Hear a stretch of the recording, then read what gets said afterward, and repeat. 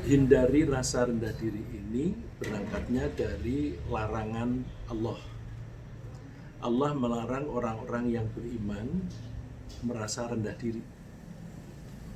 Rasa rendah diri itu adalah perasaan bahwa dirinya lebih lemah, dirinya lebih hina, dan atau dirinya itu kurang memiliki kemampuan dibanding orang lain. Jadi alhasil merasa diri defisien, ya pokoknya merasa diri kurang dibanding orang lain. Nah, itu bisa mengganggu kehidupan yang bersangkutan sendiri. Bukan hanya kepada yang bersangkutan, juga merugikan kelompok. Kalau kelompoknya itu orang mukmin, ya nanti bisa merugikan orang mukmin.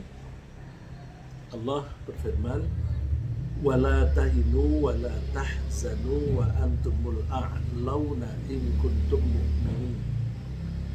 Janganlah kalian bersikap lemah. Bersikap lemah itu merasa diri lemah, merasa diri rendah, merasa diri kurang kuat. Ini konteksnya ketika orang-orang mukmin di Madinah akan diserbu oleh orang-orang kafir dari Makkah. Mereka akan mengirimkan pasukan dalam jumlah yang lebih besar daripada kemampuan orang-orang di Madinah. Lalu mereka merasa, wah kalah ini kita. Kalau merasa ini kita pasti kalah nanti, itu berarti merasa rendah diri. Nah, itu nggak boleh. Meskipun faktanya memang jumlah pasukan muslimin itu lebih kecil, ya, hanya sepertiga dari jumlah pasukan yang datang dari Makkah. Jadi wala tahinu, kamu jangan bersikap lemah, jangan merasa lemah. Wala tahzanu, dan jangan pula kamu bersedih. Wa antumul a'laun, padahal wawu di sini artinya padahal, bukan dan. Padahal kalian itu orang-orang yang paling tinggi, orang yang unggul. Kuncinya di mana keunggulan itu? In kuntum mu'minin, kalau kalian itu betul-betul beriman kepada Allah. Pakai betul-betul beriman. Jadi kalau kita betul-betul beriman, kita tidak usah merasa hina, nggak usah merasa rendah hati, rendah diri. Karena apa? Allah selalu bersama kita. Kalau kita dalam kebenaran, maka insya Allah pasti Allah akan membantu kita. Ya, yang kelihatan ekstrim itu Nabi Musa ketika dikejar oleh Fir'aun dan tentaranya, di depan ada laut, terus mereka sudah mulai terkejar, sudah berhadapan, saling melihat. Sahabat-sahabat Nabi Musa mengatakan, inna lamudrakun, wah kita terkejar nih. Tapi Nabi Musa bilang, jangan begitu, inna ma'ya rabbi sayahdi, Tuhan bersamaku, Tuhan pasti akan memberi petunjuk padaku untuk menghadapi situasi ini. Dan waktu itu ada ayat yang mewajibkan orang mukmin satu harus berani menghadapi 10 orang. Kalau mukmin 10 harus berani menghadapi 100. Nah, kalau orang mukmin waktu itu hanya sekitar 313, musuhnya 1000 lebih, itu kan 1:3, masih bisa gitu, masih longgar. Dan orang-orang mukmin pada yang terlibat dalam perang Badar saat itu orang yang tangguh-tangguh, imannya betul-betul tangguh, dan terbukti mereka menang. Ya. Meskipun ayat ini turunnya dalam konteks perang, tetapi kalimatnya general, umum. berarti ayat ini bisa kita terapkan secara umum. Jadi kapan saja kita, dimanapun kita tidak boleh merasa lemah. Nah, jadi saya sering membaca komentarnya Wahbah Az-Zuhaili yang menulis tafsir Al-Munir yang baru meninggal beberapa tahun yang lalu dan pernah beberapa kali berkunjung ke Indonesia. Di beberapa tempat waktu beliau menafsirkan satu ayat, ada komentar semacam itu. Meskipun kalimat ini diturunkan dalam konteks yang spesifik, tetapi karena kalimat ini umum, maka kita bisa menerapkannya secara umum. Nah, ini salah satu contoh, kita dalam keadaan apapun jangan merasa lemah, jangan merasa hina. Ada beberapa hal yang mungkin mempengaruhi seseorang merasa rendah diri. Perasaan rendah diri itu bisa menimpa seseorang karena suatu sebab yang dibawa sejak lahir. Ya. Jadi orang rendah diri itu bisa sebabnya dari dalam. Seperti misalnya keterbatasan fisik, lahir cacat, atau karena kecelakaan lalu dia menjadi terbatas, tangannya hilang satu misalnya dan sebagainya. Atau karena pengalaman dalam pergaulan, berarti sebab dari luar. Misalnya kalau anak sering dibanding-banding dan dianggap kurang pintar, kurang cerdas, kurang terampil dibanding saudaranya, maka besar kemungkinan anak itu menjadi orang yang rendah diri. Maka kita sebagai orang tua jangan pernah membanding-banding anak-anak kita di hadapan mereka. Nanti perbandingan kita itu dipercaya oleh anak yang bersangkutan. Nah, kepercayaan itu akan mempengaruhi perkembangan kejiwaannya. Misalnya lagi rasa rendah diri yang disebabkan oleh faktor luar. Misalnya orang itu berada di lingkungan yang status sosialnya rendah. Misalnya ada seseorang mulai dari kecil tinggal di daerah kumuh. Nah, itu kalau mereka bergaul dengan teman-temannya yang kaya, rumahnya besar-besar, suka merasa rendah diri, dipengaruhi oleh situasi. Dan kadang-kadang ini orang desa dan orang kota itu kadang-kadang ada perasaan perbedaan. Kamu dari mana? Aku dari desa kok. Aku dari desa kok. Seolah-olah dia mengakui bahwa desa itu lebih rendah dibanding dengan kota. Itu nggak perlu. Ya. Atau misalnya karena pernah diperlakukan atau bahkan sering ya, ini biasanya kejadian itu berlangsung lama. Atau misalnya seseorang atau anak yang diperlakukan buruk oleh teman-temannya, suka diolok-olok gitu. Nah, itu maka anak itu menjadi rendah diri, dan rendah diri itu akan mempengaruhi perkembangan orang itu, terutama kalau orang yang bersangkutan itu masih anak-anak. Ada satu cerita begini, seorang guru masuk suatu kelas. Guru ini guru baru. Suatu saat dia bertanya satu persatu dalam rangka menjajaki anak-anak ini siapa yang pintar, siapa yang kurang, dan sebagainya. Ketika dia bertanya kepada salah satu dari murid itu, yang lain tertawa. Loh, kenapa aku kalau bertanya sama anak ini kok tertawa? Rupa-rupa. Terus dia, ya seorang guru biasanya kan mempelajari ilmu jiwa pendidikan, ilmu jiwa anak dan sebagainya. Lalu terus dia nangkep Oh, ini dianggap rendah oleh teman-temannya. Rupa-rupanya teman-teman itu menganggap kalau anak itu ditanya tidak akan bisa jawab. Bahkan ketika ditanya begitu, oh yang lain mentertawakan.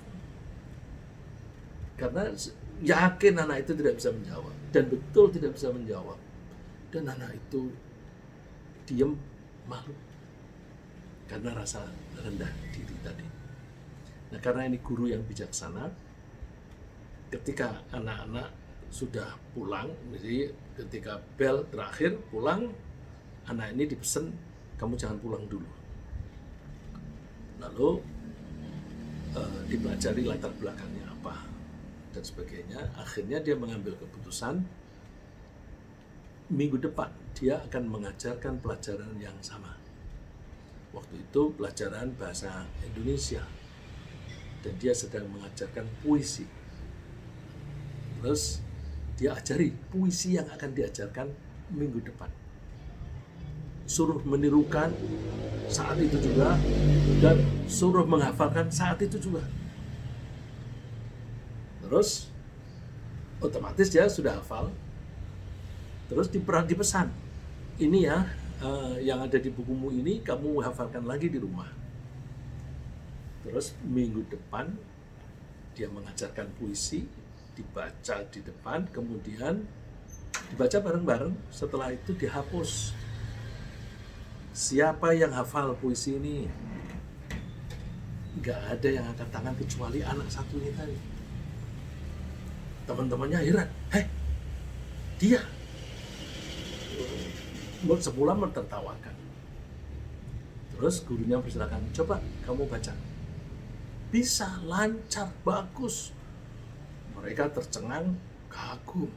Wah, ternyata pintar anak itu. Terus, dan itu diulang-ulang oleh gurunya mengajari itu. Lalu anak ini menjadi muncul rasa self-confidence, rasa percaya diri. Nah, rasa self-confidence ini membuat dia lebih mudah belajar. Karena dia meyakini bahwa aku bisa. Nah, jadi oleh karena itu, merasa diri lemah itu membahayakan kehidupan diri sendiri karena dia akan sulit maju. Apalagi untuk anak-anak. Nah, maka kita jangan pernah menganggap diri kita bodoh dan sebagainya. Salah satu sebab seseorang merasa rendah diri itu kenapa? Misalnya karena tertinggal, dia merasa tertinggal dalam beberapa hal. Kalau dia merasa tertinggal dalam beberapa hal, misalnya anak tadi, karena dia merasa tertinggal tidak bisa mengikuti pelajaran, maka kita perlu mempelajari apa sih yang menyebabkan saya rendah diri. Nanti kalau ketahuan, kita mengatasinya dengan itu. Kita mengatasinya, kelemahan itu atau kekurangan itu yang kita address, yang kita atasi. Ya, jadi kita berusaha dan bekerja secara maksimal sebatas yang kita bisa, terutama di bidang yang kita lemah. Tapi Al-Quran ini kan petunjuk atau pedoman yang sifatnya umum. Kalau spesifik kasusnya, ya yang umum ini terapkan di masalah yang spesifik tadi. Jadi kalau kita mempelajari Al-Quran, sifatnya umum. Kewajiban kita lah menerapkan di kasus-kasus yang spesifik. Ya, saya ulang, jadi oleh karena itu, kalau kita ingin menghindari rasa rendah diri secara umum, kita berusaha dan bekerja secara maksimal. Maksimal itu apa? Sebatas kapasitas kita. At the top of our capacity. At the maximum of our capacity. Misalnya dalam keimanan. Dalam keimanan saya sebut nomor satu karena ini penting sekali. Jadi kalau kita merasa imannya kurang, kita pelajari keimanan. Misalnya kita bergaul dengan teman, wah dia pinter ngaji, aku nggak bisa. Terus coba diatasi. mengundang guru misalnya, atau kalau sholat, wah sholat gimana itu? Ada yang ngajari, karena ada seseorang nggak pernah sholat, gimana nanti sholatnya, sholat id, udah pokoknya kamu sambil lirik-lirik melihat orang sebelahmu, orang depanmu, kalau mereka berdiri atau bangkit, kamu bangkit, kalau orang-orang membungkuk, kamu membungkuk. Nah itu nanti kalau bergaul dengan orang-orang yang semacam itu, dia akan minder. Nah caranya gimana? Kita belajar, kejar. Kalau di bidang pengetahuan, nah, terus kita tingkatkan pengetahuan kita belajar. Orang disebut dewasa kalau dia mandiri. Termasuk mandiri itu apa? Mandiri dalam belajar. Jadi orang yang dewasa itu harus bisa melakukan self education. Tapi orang yang merasa rendah diri nggak bisa melakukan itu, ya, karena dia merasa kurang kok. Jadi standar bahwa mandiri itu belum dia peroleh, maka dia mesti berusaha belajar.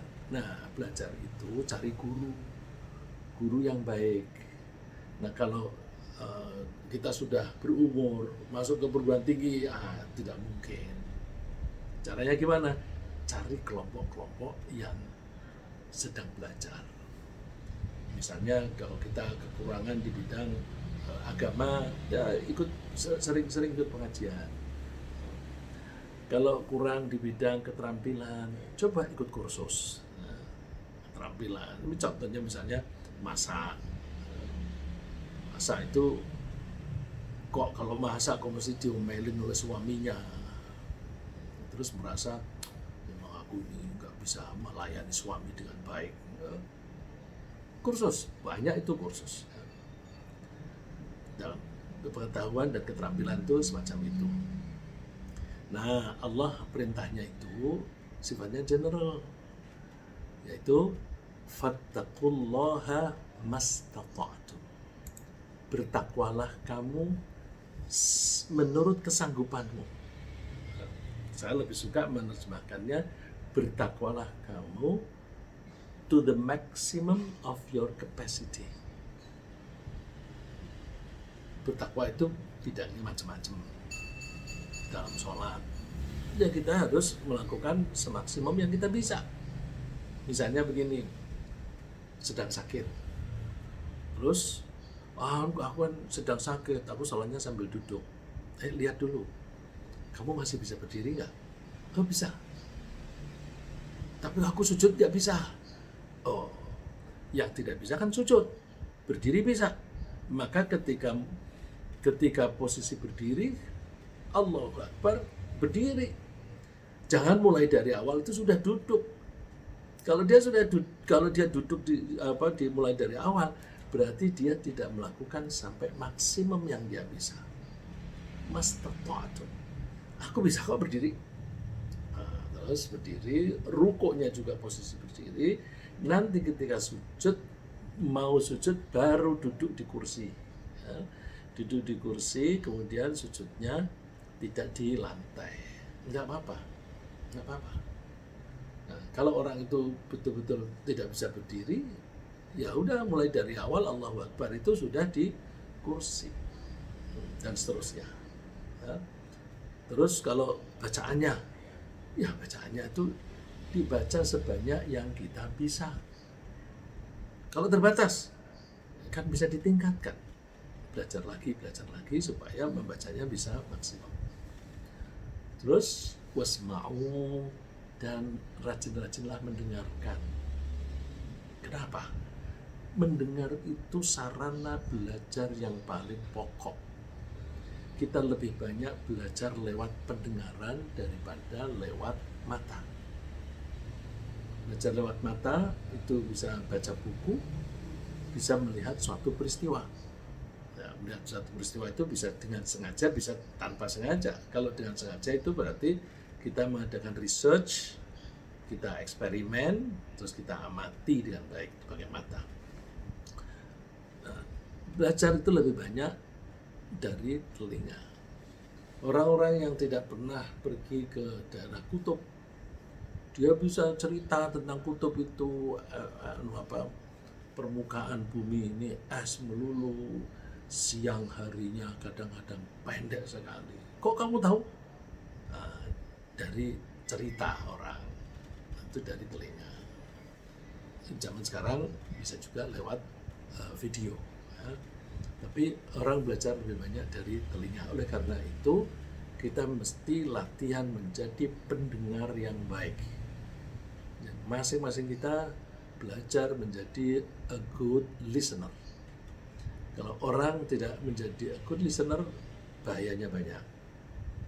Bisa juga orang yang tidak mau mendengarkan itu indikasi sombong. Orang yang sombong itu tidak mau mendengarkan orang lain. Karena kalau mendengarkan orang lain, dia berarti menganggap orang lain itu penting. Orang sombong menganggap yang penting saya. Terus wati'u, dan taatlah. Taat kepada Allah. Taat kepada Allah di sini itu sifatnya umum. Misalnya, kalau kita sedang berdagang, kita berdagangnya sambil taat kepada Allah. Berdagang kok taat kepada Allah itu gimana? Iya, Allah menganjurkan kita berdagang dengan jujur. Kita mesti taat, dagangnya dengan jujur, nggak boleh menipu. Kita dianjurkan, diajari oleh Rasulullah, kalau ada barang yang jelek jangan diumpetin. Buka, biar orang tahu bahwa ini ada cacatnya ini. Kalau diumpetin, berarti dia tidak taat kepada Allah. Nah, kalau dia tidak taat dalam berdagang, dagangannya nggak laku. Kalau dagangannya laku, dia tidak dapat profit. Kalau nggak dapat profit, dia nggak punya penghasilan, menjadi miskin. Menjadi miskin, dia minder lagi. Orang-orang punya duit, dia tidak punya. Dan seterusnya. Ya? Jadi, ini ayat pendek, tetapi kalau kita jalani, Masya Allah. Ya. Fattaqullaha mastata'tum. Bertakwalah kamu kepada Allah sebatas yang kamu bisa. Jangan kurang. Kalau kurang dari kapasitas itu namanya malas. Dan juga jangan berlebihan. Kalau berlebihan itu bisa merusak diri sendiri. Jadi kita selalu berusaha testing the limit. Kalau saya suka itu testing the limit. Aku masih bisa dinaikkan nggak? Masih bisa dinaikkan nggak? Itu misalnya kebiasaan saya dulu, misalnya aku menghafalkan Al-Quran satu hari, satu halaman, bisa nggak? Bisa. Coba ditambah lagi, satu halaman tambah satu ayat. Oh, bisa. Terus lama-lama satu hari targetnya 2 halaman. Terus kalau ditambah lagi menjadi 3 halaman, sakit. Itu berarti that is the limit. Udah, aku nggak usah mencari lebih dari 2 halaman. Targetku satu hari tambah hafalan Al-Quran 1 halaman. Nah, 2 halaman. Nah, kalau satu hari menghafalkan 2 halaman, satu juz itu adalah 20 halaman. Berarti dalam 10 hari sudah hafal 1 juz. Dan seterusnya. Ya. Nah, itu testing the limit. Kalau ada gejala sakit, stop. Gitu. Karena itu berarti melampaui. Terus, biasanya orang rendah diri itu karena memang dia lemah, lebih rendah dibanding orang lain. Secara fisik, ya kurang kuat. Secara ekonomi, dia lemah. Komunitas dia juga tidak banyak temannya. Politik juga begitu, dikerjain oleh politisi-politisi yang terkenal atau oleh partai yang besar. Nah, maka caranya gimana? Perkuat diri, perkuat secara fisik. Dari otot kita ini, kalau kita manjakan, itu menjadi lemah. Contoh, saya sudah beberapa hari yang lalu ini saya ketemu seorang dosen, mantan dosennya, dia pensiunan, dosen olahraga. Salah satu yang dia omongin, kalau duduk jangan bersandar. Loh, kenapa Pak? Nah, kalau bersandar itu kan mengistirahatkan otot-otot di punggung. Kalau otot di punggung biasa diistirahatkan, dia menjadi makin hari makin lemah. Tapi kalau kita biasa tidak bersandar, otot kita tetap bekerja sehingga tetap kuat. Jadi bersandar itu memang enak, tapi kalau itu dibiasakan, itu memperlemah.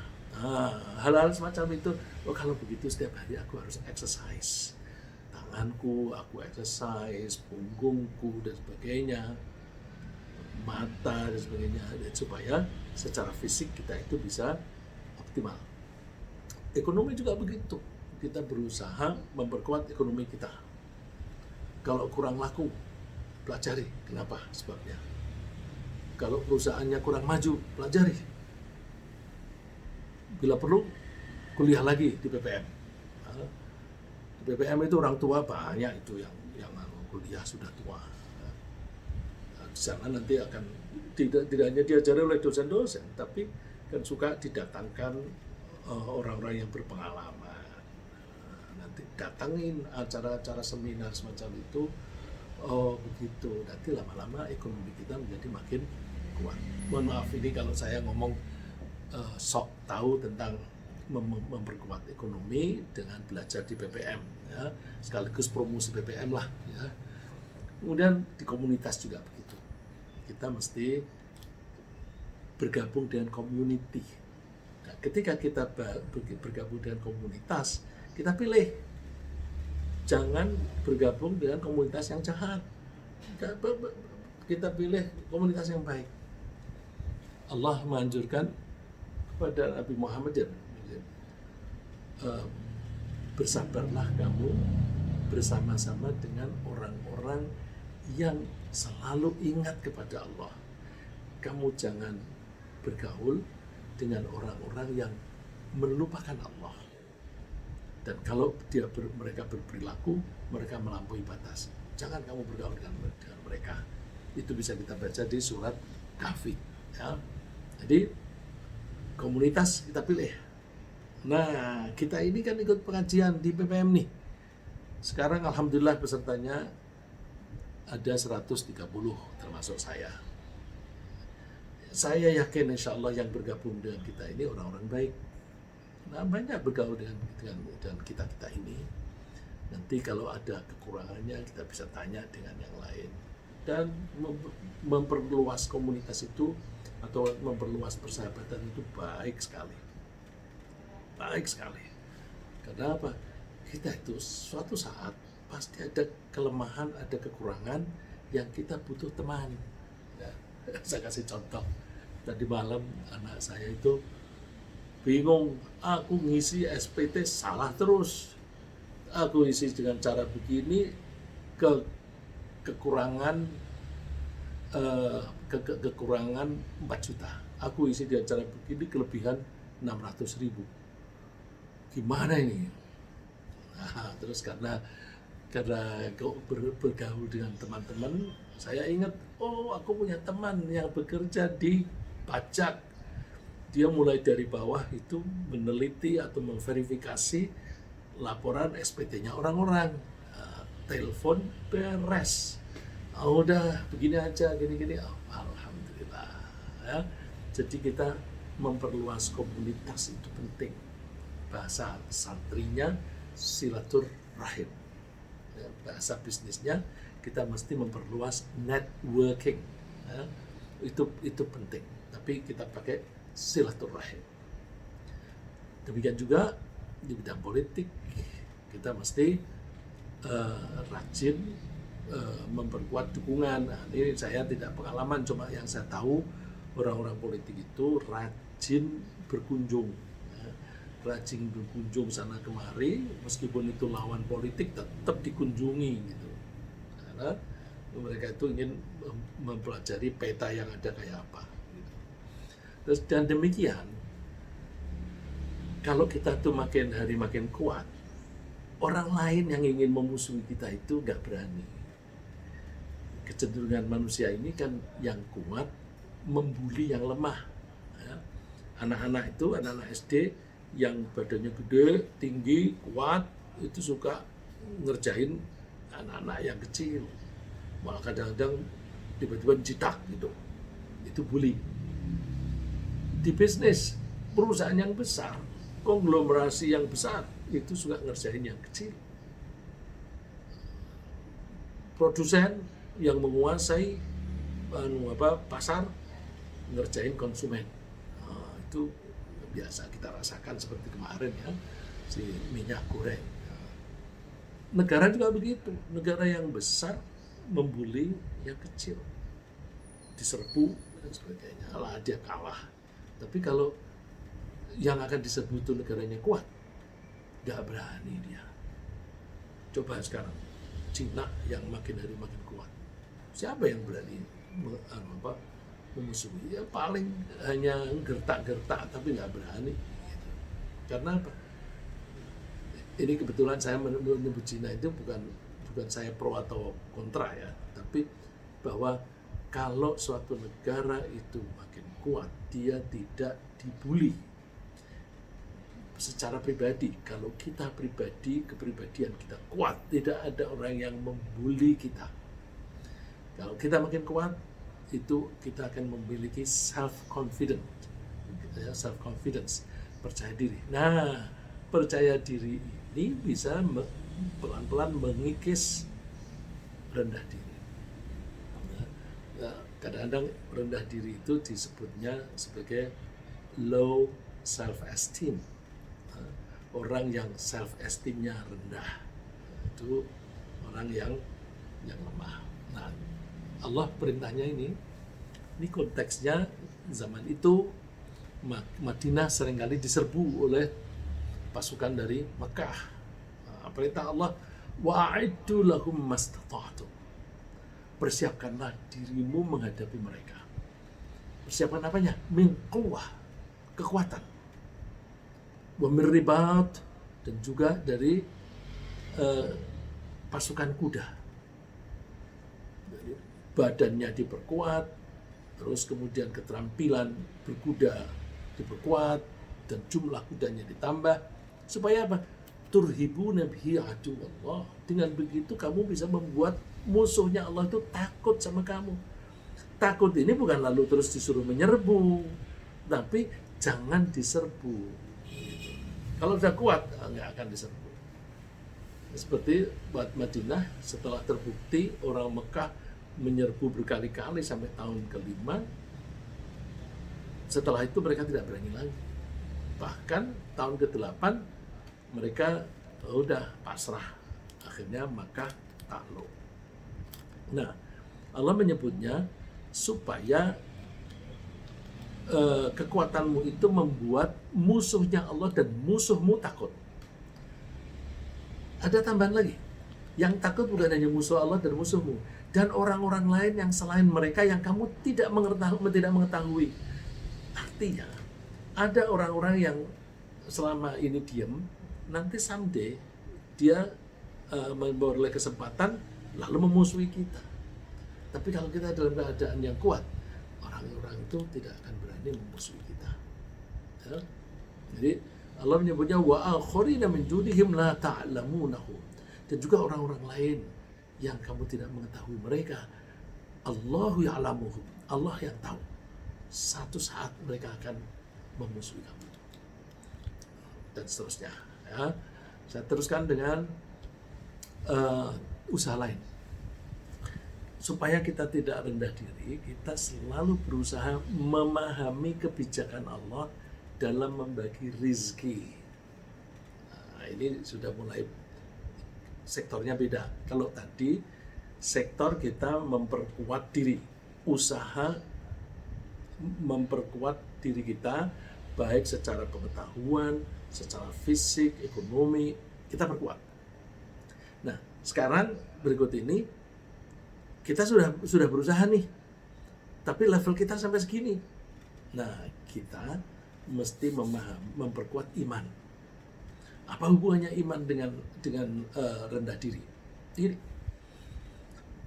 kita mesti memahami Allah ketika Allah membagi rizki. Ada orang yang oleh Allah diberi rizki longgar, tapi ada yang dibuat pas-pasan. Apakah itu Allah pilih kasih? Enggak. Allah membuat orang rizkinya longgar karena sayang. Allah membuat seseorang rizkinya pas-pasan juga karena sayang. Jadi dua-duanya karena sayang. Nah, kita tidak akan memahami kasih sayang Allah ketika membuat kita hartanya pas-pasan. Kita egoisme kita itu cenderung menilai secara materi. Dia punya itu dan sebagainya, aku nggak punya. Enggak, ada kalanya orang memang dibuat seperti itu biar dia pikirannya tenang. Seperti saya ini, kalau saya punya harta banyak, wah mungkin saya nggak sempat bergaul dengan bapak ibu, dengan menyampaikan pengajian semacam ini. Karena biasanya orang yang hartanya banyak itu sibuk sekali ngurusi dagangannya, ngurusi perusahaannya dan sebagainya. Punya 2 mobil 2 saja, itu berarti maintenance-nya 2. Kalau satu rusak mesti dibawa ke bengkel dan sebagainya. Jadi ketika Allah membuat kita itu rezekinya pas-pasan, kita pahami Allah sayang sama aku, biar aku tidak terlalu sibuk. Dengan aku tidak terlalu sibuk, maka aku sempat ikut pengajian. Dengan aku tidak terlalu sibuk, aku sempat meningkatkan kemampuanku membaca Al-Quran dan sebagainya. Jadi kita menanamkan keimanan dengan memahami, setidaknya memahami bahwa Allah itu membagi rizki kepada orang per orang sudah sesuai dengan kebijaksanaan Allah. Kalau itu sesuai dengan kebijaksanaan Allah, berarti semuanya baik. Allah menyebut di surat Fatir, ma yaftahillahu lin-nasi min rahmatin fala mumsika laha. Kalau Allah membuka rahmatnya, kasih sayangnya untuk diberikan kepada seseorang, kalau Allah sudah memutuskan akan memberi rezeki kepada seseorang, nggak ada orang yang bisa mencegah. Pasti nanti kembali kepada dia. Tolak pun nanti akan sampai kepada dia. Wa ma yumsik fala mursila lahu min ba'di. Tapi kalau Allah sudah memutuskan untuk tidak memberi, membuat kita itu berusaha mati-matian, lobby sana lobby sini, ya nggak dapat. Saya mau cerita sedikit, ini kabar gembira bahwa ada teman-teman yang ingin membangun pesantren berikut masjid. Terus entah bagaimana, kadang-kadang ini siapa yang mengelola, terus pindah kepada orang lain, terus kembali kepada saya lagi, terus pindah lagi kepada orang lain. Saya hanya pasrah, ya Allah, kalau memang itu nanti ditugaskan kepada saya akan jalani. Tapi kalau itu memang tidak untuk saya akan rela atas ketentuanmu, terserah engkau Allah. Akhirnya kembali lagi kepada saya. Jadi kita itu tidak perlu mau berizki, nggak perlu kita mau berizki. Ya, saya tadi berkabar gembira bahwa insya Allah kalau itu jadi, saya akan segera membangun masjid dulu di Bogor. Mohon doa restu bapak-bapak dan ibu-ibu, doa restu, doa saja, karena itu masjid. Kalau bapak ibu nanti kalau sudah tiba saatnya mau ikut berpartisipasi, silahkan berpartisipasi. Misalnya aku saja yang bangun, silahkan, atau berpartisipasi aku iuran, silahkan ya, karena kalau membangun masjid di dunia kan nanti dibuatkan rumah di surga ya. Jadi karena itu ada kesempatan bagus ya, kalau ada orang yang kepengen punya rumah di surga, masa saya halang-halangi gitu kan. Ya, saya teruskan. Kita juga perlu meningkatkan iman begini, bahwa kalau Allah itu memberi rezeki sebanyak itu, berarti kita harus menerima. Dengan menerima, maka kita harus menganggap itu cukup. Terus dan kita harus hati-hati, jangan sampai mencari tambahan penghasilan yang haram. Jadi ringkasnya, kita melatih diri untuk merasa cukup dengan yang halal. Banyak atau sedikit, udah ini aja yang halal. Gak usah cari yang tambahan yang haram. Kita tidak perlu tergiur untuk mencari tambahan penghasilan yang tidak halal. Ini banyak teman-teman yang suka mencari tambahan yang tidak halal dengan cara misalnya kalau pekerjaannya itu pelayanan masyarakat, nanti mengharapkan masyarakat itu memberi insentif, padahal sudah digaji, ya. Sudah digaji kok masih minta insentif dari yang dilayani. Nah, itu gratifikasi itu nggak boleh, ya. Misalnya mencari yang tidak halal itu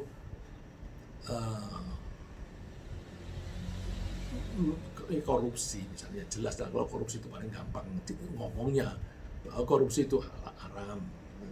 Tapi kadang-kadang itu kita tergiur mencari tambahan yang haram itu, misalnya hanya dengan menyetujui saja, misalnya dukunglah aku, nanti aku kasih kamu sekian. Nah, itu kalau dukungannya itu mendukung kegiatan yang baik nggak apa-apa. Tapi kalau kegiatan yang didukung itu tidak baik, ya itu menjadi masalah, ya. Jadi kita biasakan menerima yang halal saja, dan kita itu sudah diberi jatah oleh Allah seumur hidup kita itu nanti akan rezeki kita itu seberapa. Kita tidak akan meninggal dunia sebelum jatah kita habis. Dan kalau sudah habis, ya udah, kita berhenti di situ. Maka kalau orang Jawa suka bilang, ojo age-age mongso, jangan buru-buru. Jatahnya itu kalau masih 5 tahun lagi, jangan terus aku maunya sekarang semuanya, terus terkumpul baru 1 tahun mati. Karena apa? Rezekinya sudah habis. Ini Rasulullah SAW dikutip oleh Jabir bin Abdullah. Rasulullah bersabda, ayyuhan nas ittaqullah, wahai manusia bertakwalah kamu kepada Allah, wa ajmilu fit talab, dan berbuat baiklah sebaik mungkin dalam hal mencari rezeki. Fa inna nafsan lan tamuta hatta tastawfiya fi rizqiha. Seseorang tidak akan mati sebelum rezekinya sudah diberikan secara penuh. Wa in abda'a anha, meskipun dia itu berlambat-lambat, ya. Kalau memang aku jatahku segitu, aku sedikit-dikit aja biar awet hidup. Ya, enggak, kalau sudah jatahnya ya tetap aja mati. Ya, fattaqullah fa'ajmilu fit thayyib, bertakwalah kamu kepada Allah dengan memperbaiki cara mencari rezeki. Khudhu ma halla wa da'u ma harum, ambillah rezeki yang halal, tinggalkan yang haram. Ya. Udah pokoknya begitu haram, sorry, berapapun kita nggak tergiur. Ya. Nah, lagi cara yang lain lagi dari sikap menerima, ya. Menerima apa yang kita peroleh, menerima apa yang kita hadapi. Caranya antara lain adalah dengan cara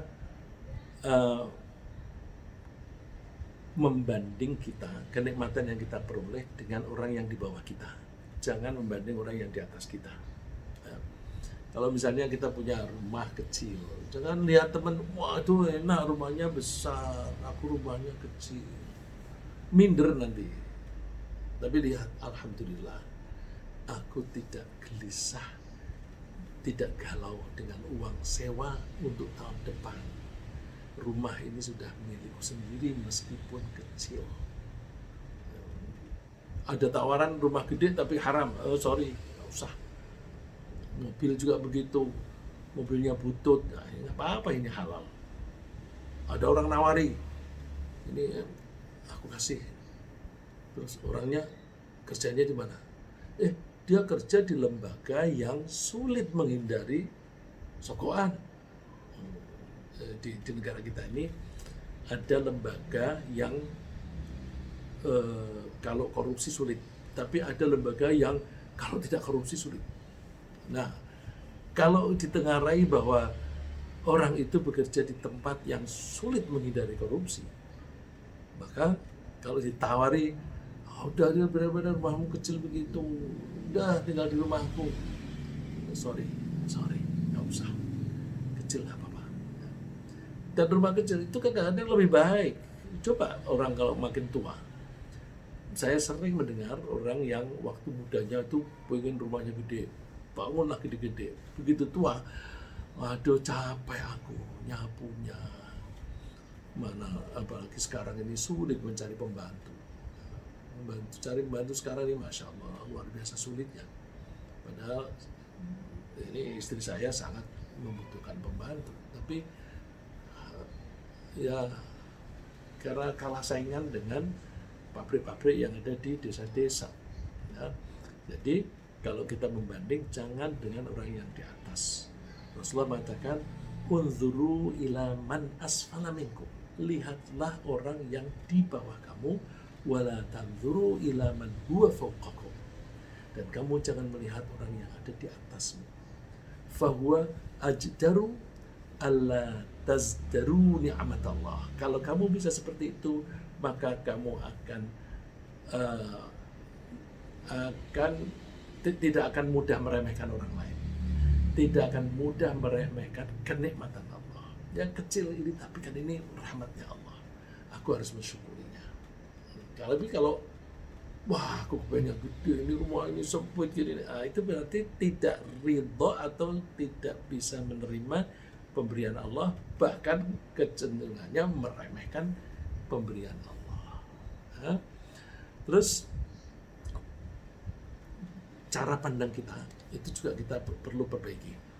Gimana? Kita ini punya kecenderungan menilai objek itu yang sifatnya materi, tapi kurang melihat yang bukan materi. Nah, kita mesti latihan melihat kejadian-kejadian atau barang-barang itu dari segi mental rohani, sehingga kita bisa menghargai pemberian Allah yang bersifat rohani. Allah menyebutnya, qul bifadlillahi wa birahmatihi fabidzalika falyafrahu. Hendaklah orang-orang mukmin itu lebih merasa senang atau lebih merasa bangga ketika mendapatkan karunia Allah dan rahmatnya Allah. Terus ayat ini ditutup, huwa khairum mimma yajma'un. Karunia dan rahmatnya Allah itu lebih baik daripada yang mereka kumpulkan. Nah, yang mereka kumpulkan itu biasanya materi, harta, pangkat, dan sebagainya. Jadi misalnya penghasilan menjadi kecil karena pensiun. Nah, kalau kita melihat angkanya, wah duitku sekarang sedikit begini, ya udah ngeluh terus. Tapi kalau melihat, ya alhamdulillah jatahku menjadi kecil, tapi kegiatanku kan menjadi makin sedikit. Dengan aku pensiun, maka aku bisa lebih sering ke masjid, bisa lebih sering mengikuti pengajian. Ya. Coba pengajian seperti sekarang kita ini, jam segini ini kan orang lagi sibuk berangkat kerja, tapi banyak di antara kita ini yang menyempatkan diri untuk ngaji. Nah, kalau kita nggak punya waktu longgar, nggak bisa. Jadi, alhamdulillah. Nah, terus duitnya sedikit gimana? Nah, syukur kalau kita punya anak-anak. Dengan duitku sedikit, anak-anak kan tahu diri. Papa, mama ini duitnya sedikit. Udah nih Pak, aku kasih. Jadi, dengan uang sedikit, Allah menumbuhkan rasa sayang pada anak terhadap orang tuanya. Tapi kalau bapak ibunya itu kaya, kan anak-anak nggak ada inisiatif untuk memberi gitu. Tapi karena duitnya sedikit, pensiunnya berapa itu? Udah inilah aku kasih. Nah, jadi yang menumbuhkan rasa sayangnya anak kepada orang tua itu siapa? Itu kan Allah. Itu rahmat Allah. Itu harus dilihat. Dan kita tidak lalu melihat aku mempersulit atau memberati anak. Jangan. Biarkan anak memberi kepada orang tua. Karena itu bekal mereka untuk masuk surga. Kan untuk masuk surga harus berbuat baik pada orang tua. Kalau dia tidak menyantuni, tidak berbuat baik orang tua, sulit dia masuk surga. Maka ketika anak memberi, alhamdulillah, aku dapat duit dan anakku berbuat baik kepada orang tua seperti yang diperintah oleh Allah. Dengan demikian maka anakku menjadi makin soleh dan mudah-mudahan anakku besok masuk surga. Oh, itu nilainya lebih besar daripada duit seberapa pun gitu. Ya. Terus kalau kita mau mengukur harga diri, ukurannya hanya satu. Jangan dengan materi, jangan dengan harta, jangan dengan pangkat, jangan dengan senioritas, jangan dengan akumulasi ilmu. Termasuk ilmu, jangan. Kita mengukur harga diri hanya dengan ketakwaan. Seperti firman Allah, inna akramakum indallahi atqakum. Jadi ini menjadi value system. Value system kita adalah ukurannya ketakwaan. Kalau orang itu bertakwa, dia lebih mulia. Nah, itu dengan mengerucut seperti itu, kita tidak silau dengan harta. Terus kita jangan merasa orang merendah diri itu kan merasa kalah bersaing. Ya? Nah, supaya kita tidak merasa kalah bersaing, kita tanamkan nilai kemenangan tidak di situ. Nilai kemenangan menurut Allah itu adalah bila kita mempunyai kesempatan untuk melaksanakan keimanan kita dengan baik, itu menang. Jadi misalnya kita tinggal di Eropa atau dimanapun yang pemerintahnya bukan Muslim, tapi kalau kita bisa melaksanakan keimanan kita menang, nggak apa-apa. Itu biarin aja presidennya non Muslim. Itu mereka ngurusi pajak dan sebagainya. Yang penting aku tidak diganggu ketika melaksanakan ibadah. Coba kita perhatikan ayat ini. Qad aflahal mu'minun. Sungguh beruntung orang mukmin. Aflaha itu akar katanya sama dengan falah. Hayya 'alas shalah, mari kita sholat. Hayya 'alal falah, mari kita menuju kepada kemenangan. Jadi qad aflaha bisa berarti beruntung, bisa berarti menang. Jadi qad aflahal mu'minun bisa kita artikan beruntunglah orang-orang yang betul-betul mukmin atau sungguh menang orang mukmin. Orang mukmin yang bagaimana? Alladzina hum fi sholatihim khashi'un, orang yang salatnya khusyuk. Walladzina hum 'anil lagwi mu'ridun, orang-orang yang bisa meninggalkan hal-hal yang tidak berguna. Walladzina hum lizakati fa'ilun, yang bisa melaksanakan zakat dan seterusnya. Ini ada beberapa ayat lagi yang sifatnya itu memberi kesempatan kepada orang mukmin untuk melaksanakan keimanannya. Jadi nilai kemenangan tidak dilihat dari harta atau yang bersifat materi, tapi dari aku bisa melaksanakannya. Dan ketika kita sudah mantap seperti itu, mantap dengan keimanan kita, terus kita tekuni kebenaran itu, tidak perlu banyak berdebat. Kuncinya jangan banyak berdebat. Karena perdebatan itu seringkali membuat galau. kita sudah tenang-tenang, terus ada berdebat, galau. Nah, sekarang ini medsos-medsos itu suka debat macam-macam, ekonomi lah, dan geopolitik dan sebagainya. Nah, itu terus itu membuat kita galau, membuat kita takut dan sebagainya. Ya. Nah, ini konteksnya perang lagi. Ya ayyuhalladzina amanu idza laqitum fi'atan fathbutu. Wahai orang yang beriman, kalau kamu ketemu sekelompok musuh. Jadi berarti orang Islam tidak dalam posisi menyerang. Tapi kalau kemudian tidak terima musuh, posisinya gimana? Fathbutu. Teguhkanlah dirimu. Tabahkanlah dirimu. Wadhkurullaha katsira, banyak-banyak mengingat Allah. La'allakum tuflihun, agar kalian beruntung atau agar kalian menang. Jadi kalau kalian menang, tabah, jangan gugup, jangan grogi, ingat kepada Allah, Allah akan membantu kita. Terus, tapi jangan hanya begitu, ada usaha dong. Wa'ati'ullaha wa rasulah, taatilah Allah dan utusannya, wala tanaza'u, dan kalian jangan berbantah-bantahan, fatafshalu, nanti wibawa kalian hilang. Wibawa kalian hilang. Kalau wibawa hilang, dia menjadi rendah. Wa tadhhabu rihukum. Nah, ini kalian menjadi gentar dan wibawa kalian hilang. Oleh karena itu, wasbiru, sabarlah. Allah akan bersama dengan orang yang sabar. Terus yang lain lagi, maaf ini saya agak lambat, bisa percepat. Jangan suka banding-banding harta kita dengan orang lain. Allah melarang wala tamutanna 'ainaika ila ma matta'na bi azwajam minhum zahratal hayatid dunya. Kamu jangan memanjangkan matamu atau memperlama pandanganmu kepada kenikmatan-kenikmatan duniawi yang diberikan oleh Allah kepada orang lain. Memandang dengan lama itu kan kalau bahasa Inggrisnya namanya stare. Nah, melihat kalau berlama-lama itu biasanya karena kagum.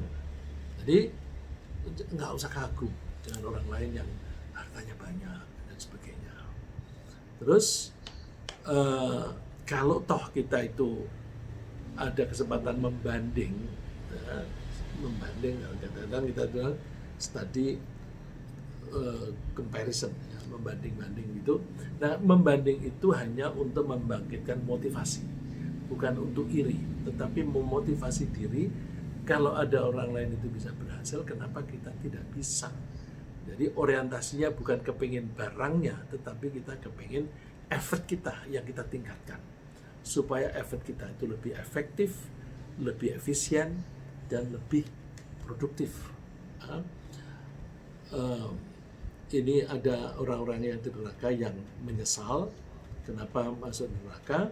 Kemudian poin saya sebenarnya ketika mereka mengeluh amalnya sedikit, minta ditambahi umur, Allah menjawab, awalam nu'ammirkum ma yatadzakkaru fihi man tadzakkar. Bukankah aku sudah memberi kamu umur yang sama dengan orang lain, tapi orang lain sempat memanfaatkan umurnya dengan baik. Jadi gak ada alasan bahwa umurku pendek, aku tidak punya kesempatan.